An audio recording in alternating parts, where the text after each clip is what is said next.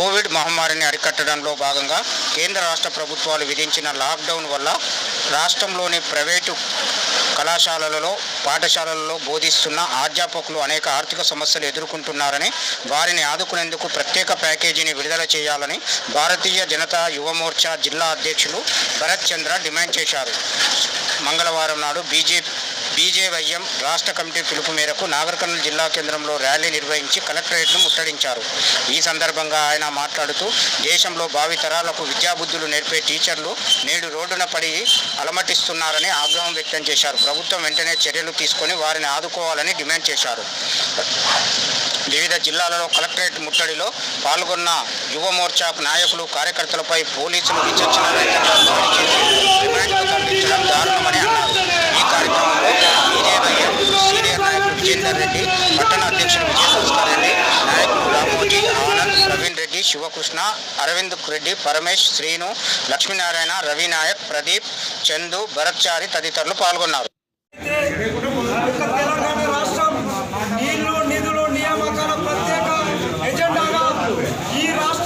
ప్రత్యేక రాష్ట్రం సాధించడం కోసం ఈ రాష్ట్రంలో నిరుద్యోగులంతా కలిసి పోరాటం చేయడం తర్వాత ఈ రాష్ట్రాన్ని సాధించుకున్నాం.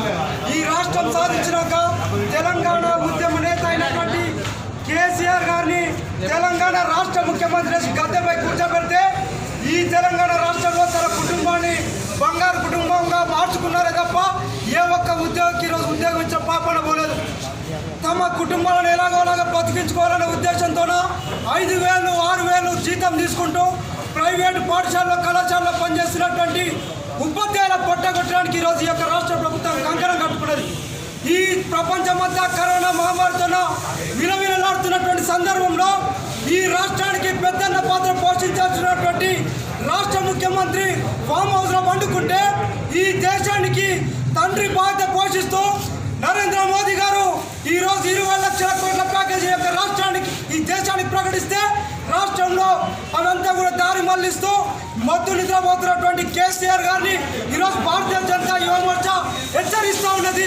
ఈ రాష్ట్రంలో పరిపాలన పైన దృష్టి కేంద్రీకరించాలి, లేదంటే నీ యొక్క రాష్ట్ర ప్రభుత్వాన్ని ఈరోజు రాజీనామా చేసి నువ్వు మళ్ళీ ఎలక్షన్లకు రావాలని చెప్పేసి ఈరోజు బీజేవైఎం ఈ రాష్ట్ర ప్రభుత్వాన్ని సూచిస్తూ ఉన్నది.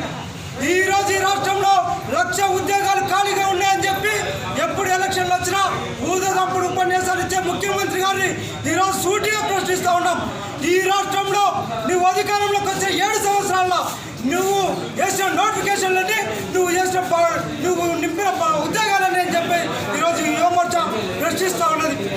ఈరోజు 50,000 నోటిఫికేషన్లు ఇచ్చి 29,000 మందిని మాత్రమే ఈరోజు ఈ రాష్ట్రంలో నువ్వు ఉద్యోగాలు భర్తీ చేస్తే మిగిలినటువంటి నిరుద్యోగులంతా తమ పూట గడవక ఈరోజు ప్రైవేట్ కాలేజీలో పనిచేస్తున్నటువంటి పరిస్థితి.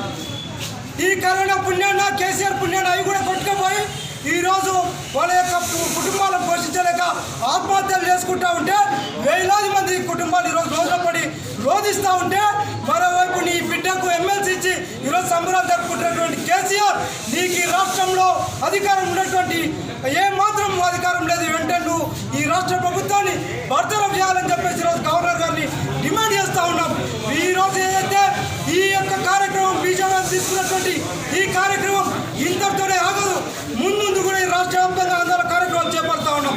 ఏదైతే ఈ రాష్ట్రంలో ఉన్నటువంటి లక్షలాది మంది ప్రైవేటు